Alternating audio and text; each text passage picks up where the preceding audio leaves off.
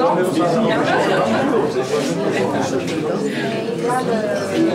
Quelqu'un va oui, arriver.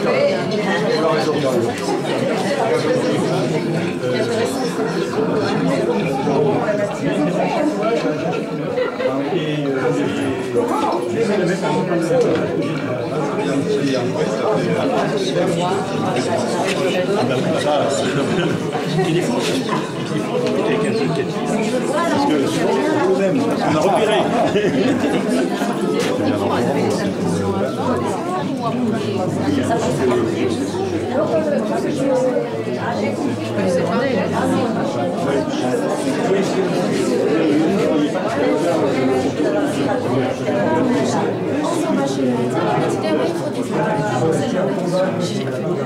Moi j'ai trouvé ça complètement fou quand je suis arrivée en France quand j'ai vu ça. Ça fait longtemps que vous êtes là?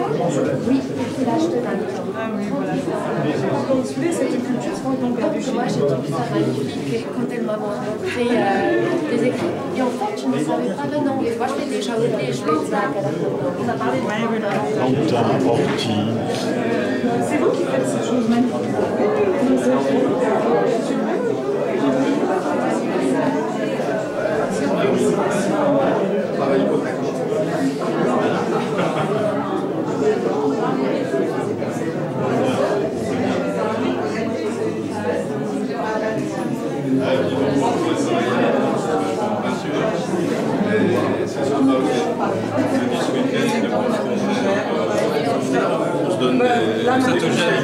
Là maintenant avec kiné.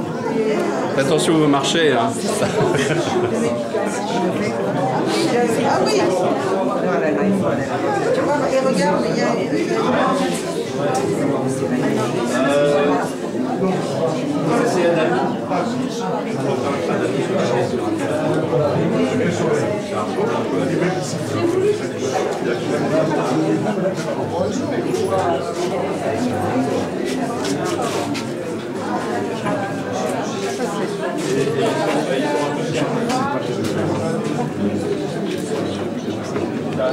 C'est la plante, la garance, vous voyez, ça fait un rouge un peu de ce style-là. Vous voyez, la garance, ça me fait penser à ça.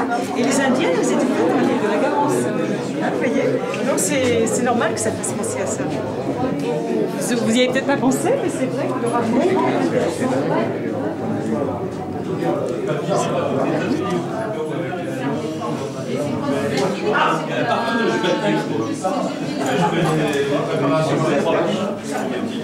Et après, je reproduis au carreau.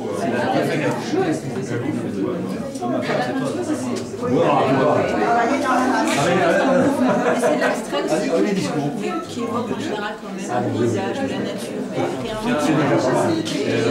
cherche le mouvement. Et la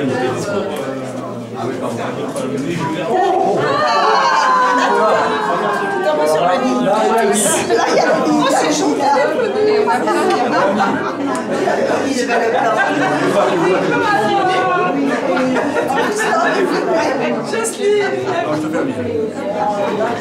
Bonjour. C'est chaud. Ça va bien. Ça me fait plaisir. Et là, j'étais en train de... Je ne savais pas qui service au mois de septembre et pendant tout le mois de... pendant les vacances, on dit, hein, juillet-août, on va faire des essais et le monter progressivement en température parce qu'évidemment, ce sont des appareils qu'il ne faut pas trop brusquer. Hein, et la cheminée, je crois, n'apprécierait pas un choc thermique particulièrement brutal. Oui, voilà. Ni le bâtiment. Ni le bâtiment. Là, c'est le maire qui parle. Voilà. Donc, tout ce que l'on fait là en ce moment, tout ce que vous voyez, ben, ça n'existerait pas si nous n'avions pas, évidemment, l'aide efficace, présente, constante de la mairie.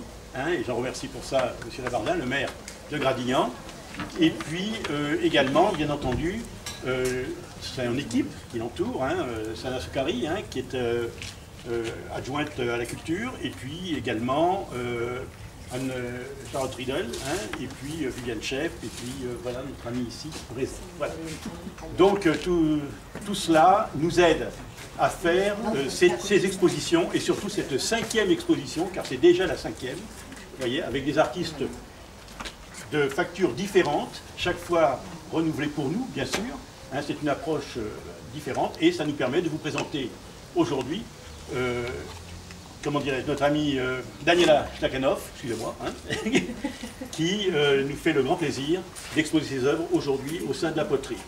Donc Daniela, je vais m'arrêter là, Daniela, ça s'arrêtera là. Hein.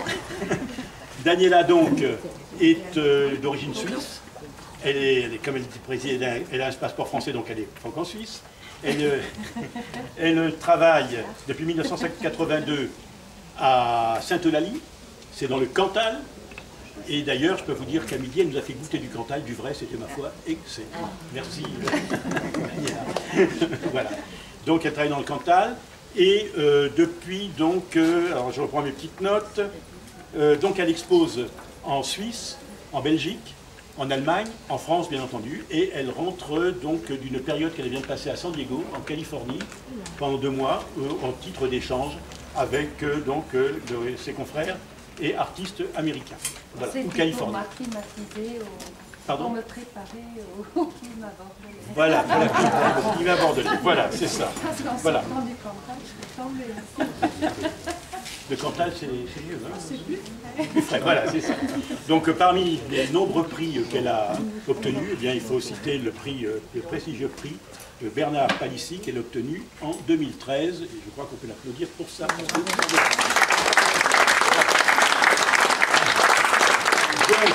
Donc, depuis 2009, eh bien, elle décline son œuvre sur le thème de la résonance. C'est ce que vous avez pu admirer ou que vous admirez selon que vous êtes arrivé au moment où vous avez choisi. Donc ces pièces ont un certain rythme, une certaine dynamique, et qui est en adéquation un petit peu en termes musicaux avec la musique minimaliste de Steve Reich. Hein, et cette musique minimaliste, c'est vrai, je n'aime pas trop qu'on dise minimaliste, lui il préfère que l'on dise phasing. Donc moi je le traduis tout bonnement par phase, parce que ça me parle plus, et phase pour moi, ben, ça veut dire concordance de phase, opposition de phase, vente, nœud, pour ceux qui se rappellent un petit peu de leur cours d'acoustique par exemple, etc. Et tout ça, ces oppositions de phase nous amènent à la résonance. Hein. Et en fait, c'était exactement ce qu'on voulait, ce que Daniela voulait obtenir, la résonance, et puis en même temps le fruit du hasard. Donc, c'est le choix du hasard, d'un hasard, comme certaines pièces couvertes de texte, vous verrez, un petit peu de toute forme de calligraphie, hein, de toute forme de calligraphie, et qui sont incrustées et qui sont rendues illisibles. Donc le hasard, hein, un hasard important pour les céramistes évidemment. Et puis il y a quelque chose que j'aime bien, c'est qu'on dit que le hasard, eh bien ma foi, c'est un petit peu le frère de lait du dieu du temps. Et je trouve que c'est bien parce que ce temps qui plisse, qui efface, qui renaît et qui nous fait entrer dans la culture et une pensée beaucoup plus profonde. C'est ce vers quoi tendent ces œuvres. Donc faire des faire créer, c'est un petit peu plasmodier, et c'est un petit peu, ça m'est arrivé récemment, c'est un petit peu comme cette musique romaine du 7e siècle que j'ai eu l'occasion d'écouter dans cette très belle usine de Mons, qui est une usine qui est placée sur le chemin Jacquer, hein, que nous connaissons, et et pour lesquelles chaque pièce, chaque réponse, chaque oratorio, lorsque je l'écoutais, et pourtant Dieu sait que j'étais mal assis, ça me permet d'essayer de superposer une des œuvres de Daniela que j'avais sous les yeux en permanence, avec ce que j'entendais. Et cette musique, qui n'a fait que de 4 notes en fait, me parlait beaucoup, elle était répétitive, salmodiante, et elle me semblait parfaitement adaptée à cette musique minimaliste de Steve Reich. Voilà. Mais je vais vous rassurer un petit peu, parce que quand même, je vous parle de quelque chose, on a l'air très très sérieux, Steve Reich, oui d'accord, ok. Hein, mais dans le cas, mais quand même, Daniela m'a fait une petite confidence, alors si tu peux fermer, je vais le dire, c'est qu'en fait elle aime le rock'n'roll aussi, hein, et que quand elle passe, par hasard, parlions du hasard, l'aspirateur, eh bien, elle met du rock'n'roll pour couvrir un petit peu le bruit monotone et surtout monotonal de l'appareil. Hein, donc, on peut être, comme vous le voyez, hein, ouvert à tout, hein, que ce soit le minimalisme ou le rock'n'roll. Et après tout, quand on écoute Pink Floyd, hein, ben c'est quelquefois assez minimaliste. Hein, vous êtes bien d'accord. Hein, voilà. Donc, alors, c'est avec beaucoup de fierté que que l'association Terre d'Art et d'Argile vous invite à partager ce moment d'exception en admirant les œuvres de Daniela Tsaganov, cette fois-ci je l'ai dit, hein, et eh bien, écoutez, permettez-moi de lui dire en votre nom, bienvenue à Gradignan, bienvenue à la poterie, hein, et dans l'association de théâtre d'Argy, bienvenue parmi nous, et encore merci, et comme on dit, je crois, en Suisse, merci beaucoup, beaucoup de votre présence.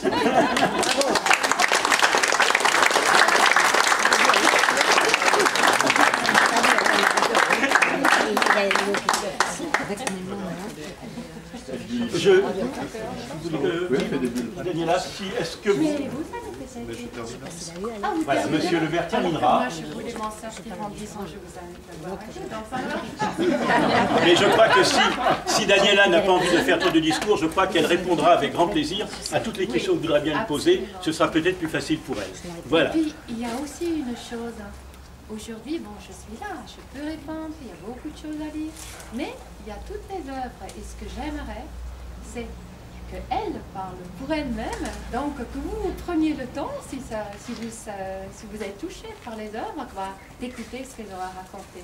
C'est à elle de parler encore davantage que moi.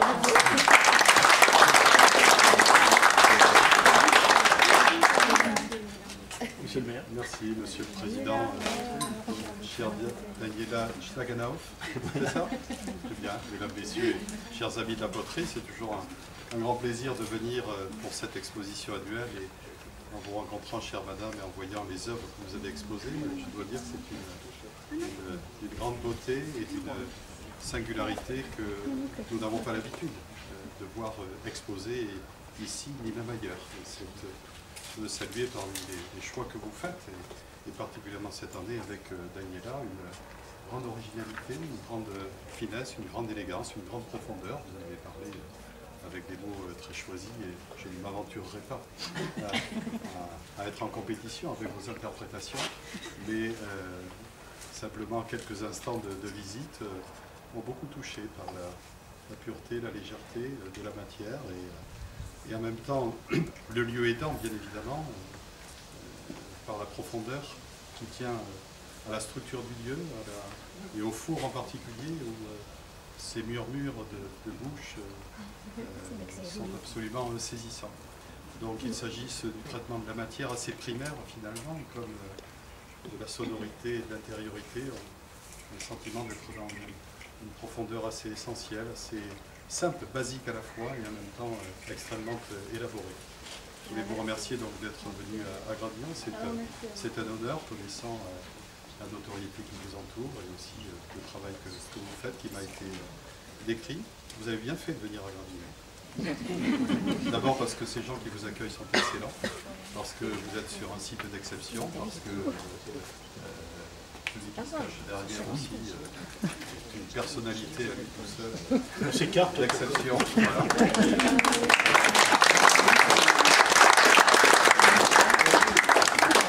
Parce que le rayonnement du Dieu continue et c'est un vrai bonheur pour moi chaque fois, je vous le dis, d'avoir confié les destinées du Dieu à votre association et à vos personnes et ceux qui vous entourent pour trouver pas simplement une vocation, mais continuer à faire vivre ce qui a nourri tant d'hommes et tant de femmes dans ce lieu où se faisaient des objets prosaïques. Et je pense que des expositions de cette beauté sont une façon de rendre hommage à des gens très simples, et j'en ai rencontré, d'anciens potiers de la poterie qui vivaient probablement de façon très modeste, mais qui, à leur manière, savaient transfigurer la matière informe pour lui donner une forme qui passait entre de nombreuses mains. Merci madame d'être venue à Gradignan. J'espère que cette exposition, j'en suis sûr, aura beaucoup de succès. Je pensais en venant ici que le four était déjà allumé. Je vois encore un nouveau four plus grand. Je me demande où ça va s'arrêter. Nous avons des hommes d'ambition et d'exception. Et j'espère prochainement, puisque nous avons lancé la consultation pour obtenir un architecte dans les prochaines semaines pour nous faire enfin un travail de sauvegarde de ce four extérieur. Alain Denis, qui n'est pas avare de clin d'œil, m'a envoyé une petite carte postale de Grande-Bretagne où il fallait visiter les fours de ce village du Pays de Galles. Hein, c'est ça, exactement similaire à cela. Et je sais notre curiosité commune autour de la revitalisation de la poterie, et je pense que vous avez ouvert une voie qui n'est pas prête de s'éteindre ici à la poterie, qui fait notre fierté locale et même au-delà, parce que au-delà des apparences du lieu qui est resté banal pendant longtemps, je pense que c'est à l'image de la matière une transfiguration qui s'opérera dans les années à venir, qui fera notre fierté, qui je l'espère vous permettra de continuer à accueillir des hommes et des femmes d'exception qui nous aideront à sortir des choses convenues pour admirer des belles choses qui nous tirent vers le haut. Voilà, je vous remercie ensemble de l'œuvre que vous faites.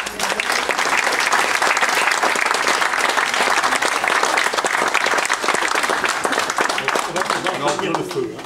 Vous pouvez maintenant vous inviter à prendre un verre. Voilà. Donc vous pouvez vous approcher maintenant.